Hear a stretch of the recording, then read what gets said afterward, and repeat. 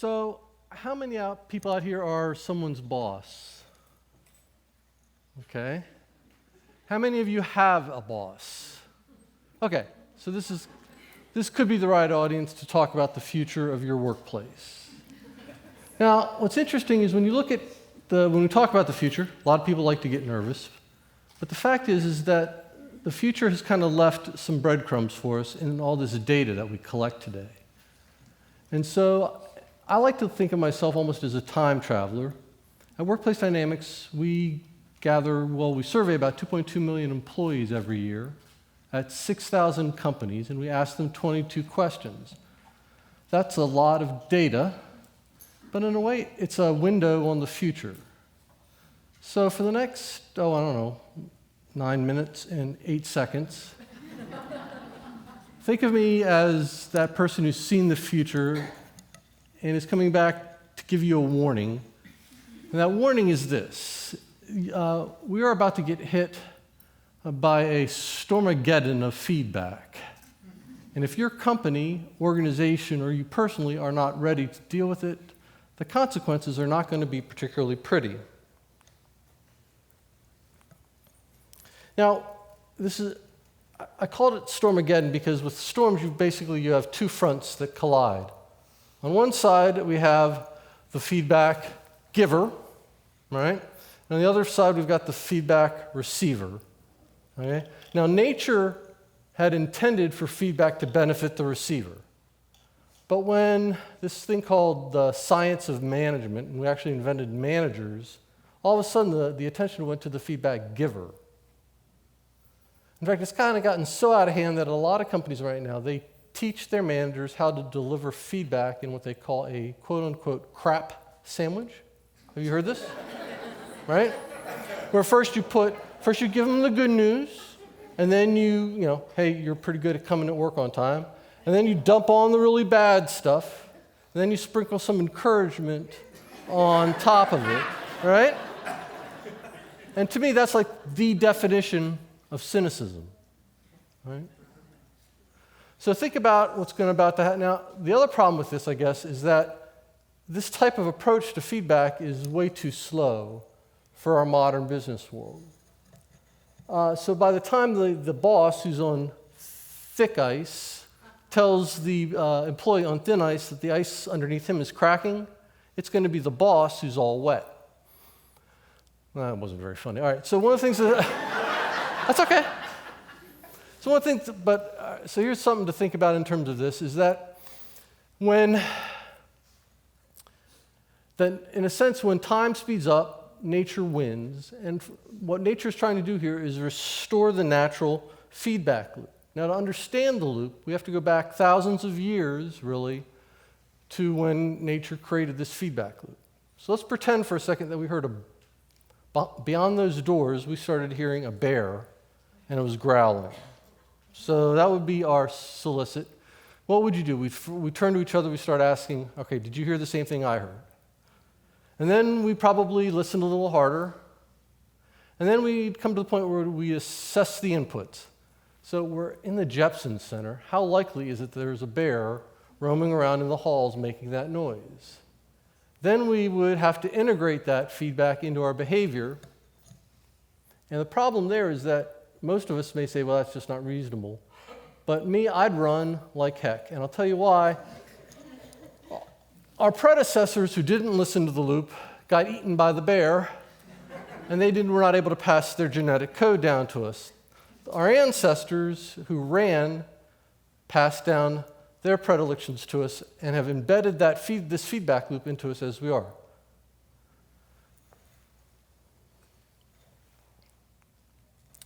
I'll use this speech maybe as a better example. I asked 24 people to give me their feedback on various versions of this talk, and it was all very helpful. But as it turns out that in the end, the quality of their feedback really has nothing to do with how good this speech will be. It's all about how I choose to apply it, which is as it should be, because it's my responsibility to provide this speech and make it somewhat interesting and informative for you guys. And if I screw it up, they're not going to be here to take the feedback anyway. So the receiver actually has all the power, But unfortunately, that's not how we tend to look at things at work. So what nature intended was for giving feedback to be really easy. The magic in life comes from learning how to solicit,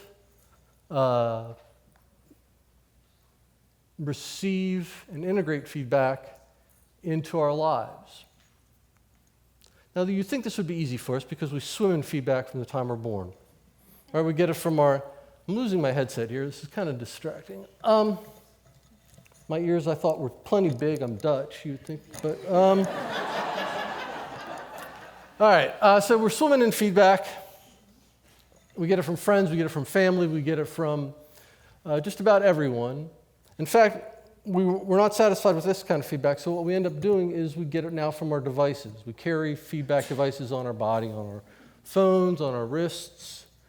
The problem with this is that feedback can be something as simple as my wife telling me not to drink milk right from the carton out of the refrigerator. Or it can be as complex as my watch telling me how many calories I need to burn today to make up for the Ben & Jerry's ice cream I had last night when I was nervous about the talk.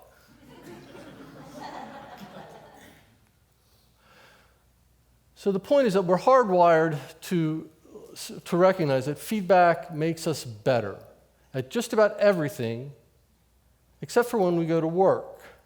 When we go to work, feedback just makes us feel bad and perform worse. Now, it could be all the crap sandwiches we've been served over the years. But as a recovering boss myself, the thought occurs to me that if I don't tell people that they're doing a good job, how are they going to know? Right? That's my job. I'm supposed to tell them whether or not they're doing a good job. The neuroscientist in me knows that this is kind of baloney, that our brains are wired to overvalue good feedback, and when we hear bad feedback, we go basically into this fight, flight, or freeze mode. So the challenge I have is how do I find balance between my inner boss, or recovering boss, and my inner scientist? And first thing I found is that feedback has to be a closed loop. If it's not closed, it doesn't work. But as managers, we've become addicted to linear thinking, right? So what we do when we see something that's in a loop, we try to take all the pieces apart and we try to put it into some kind of organizational chart. We've got to put all these things into a little box because we're not allowed to have loops. We've got to have And the result is it looks a little bit like this mess behind me. Listen, don't try to read this. It's kind of like trying to understand a Cheech and Chong joke when you're sober. Because to a certain extent, we are the junkies who run our companies are addicted to this process. So what we do is we try to hide our addiction by inventing language and kind of coming up with this fuzzy math. So for example, what bossiness, which we don't really consider to be a great attribute in our personal lives, becomes decisiveness at work. And then we go around and we assign numbers kind of randomly to people. Let me tell you, I've looked at millions and millions of surveys, and I've not found one employee yet who tells me that their goal in life is to get from a 3.5 to a 3.75 on their company's performance evaluation scale. The other thing I noticed is that when you strip feedback out of this loop, out of this circle form, what happens is it loses its core elements, which are timeliness, emotion, and context. Without those, if there was a bear out there, we'd all be eaten. Which reminds me, that bear it lights up the same region, it's the defensive region of your brain that your boss does. And so, and it doesn't matter what you think of bears or bosses. What happens is we all go into this defensive mode. And with the storm that's about to hit us, we really can't afford to be a bunch of defensive people in our workplace. Now you say, what's this storm? I feel like the weather guy. Well, it could be bad, could be good. But I call it the millennial stormageddon. So what's happening here is that millennials are going to change the way we deal with feedback at work. Because for them, feedback has been currency, right? They get immediate feedback online. Their feedback is they get social status and in some cases money for their feedback. And so for them, the combination of collaboration and feedback is currency, which is they've become very good at getting it and receiving it, which is really aggravating to boomers. Boomers find this extremely irritating because they grew up in places where, darn it, I don't need feedback. Nobody stroked my ego like that. And they've created workplaces that most of us now don't really want to work in. Now you would say, they're in charge, boomers are in charge, that's going to change real soon. Except the boomers really don't believe in this system. Turns out that the higher you are up in an organization, two things are true. One is you're more likely to be a boomer, and the second thing is you probably have not had a performance evaluation in the last 2 years. So if these things are so important, then why aren't managers begging for them? You would think managers would be saying, I need my performance evaluation. I don't think I've actually ever heard that come out of anyone's mouth. And why? It's because 95% of managers say that their performance evaluation systems are unfair, and 60% of the folks say they're not really very good at delivering them anyway. So, unfortunately, I can look into the future, but there's this whole rule about spoilers, which I'm not allowed to tell you who's going to fail and who's going to succeed in this after this storm is done. But I can tell you there are companies out there who already are starting to experiment with things. There are companies like Cargill and Medtronic and Facebook that have gotten rid of their traditional performance evaluation systems and are experimenting with different ways to handle feedback. There are smaller companies like there's a company called Revzilla and Greater Media and Goddard Schools that are experimenting with real-time feedback. And then there are companies like mine that are trying to figure out how do we harness all this storm's energy to help people make a better place to work. Now, I'd encourage you to look at all these, but I guess I would like to end with a story about my current feedback hero. The gentleman who drew this picture is the CEO of a large traditional tech company. And I asked him to draw me a picture of what it was that kept him up at night. And what he basically said is he kept having nightmares of drowning in his company's process and bureaucracy.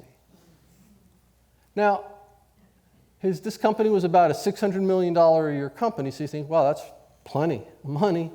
But he had 3 new competitors, and they were growing, and he was pretty much stagnant. So he could have done a lot of things. He could have gone out and hired a process consultant. He could have gone to his managers. He could have come down and handed down some edicts. Instead, what he did is he went to the people in his company who were closest to the customer, and he asked them a really simple question. He said, when you think about working, when you think about the future of this company and your future in it, how does that make you feel? Mad, sad, glad, or scared? And the eloquence of these answers led him to a very simple conclusion, which is what this whole natural feedback is all about, which is people drive business and emotions drive people. And when he realized this, all of a sudden, instead of seeing his people as folks who just simply filled roles in the company, he started treating them as individuals who could learn, who were adult, and who, with the right information at the right time from the right people, could make good decisions both for themselves and the company and could take responsibility for their own behavior. And this was a revelation to him and to others that worked with him. The second thing he did is he took responsibility for his own behavior.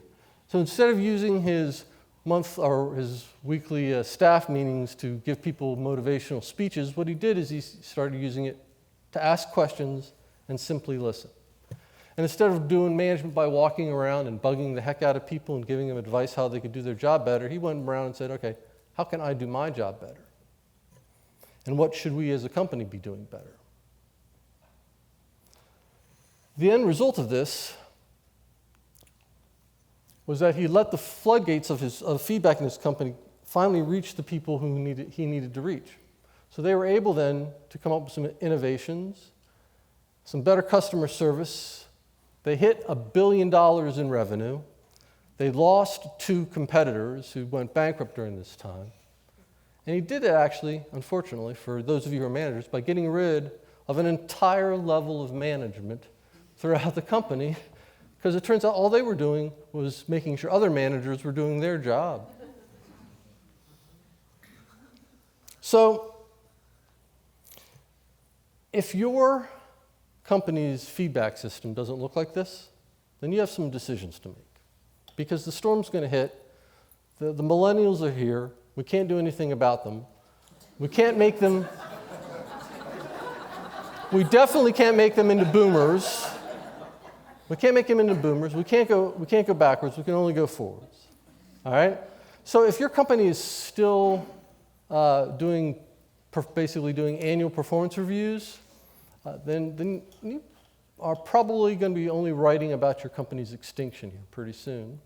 And if you're an employee and the best your company can do for you is give you an annual review, it's time to start looking for another job. Because what the future's message to you is that feedback is where magic lies, whether you're running away from bears or creating the next project, the next device, the next idea that will change the world. So let your feedback free, and I await yours. Thank you.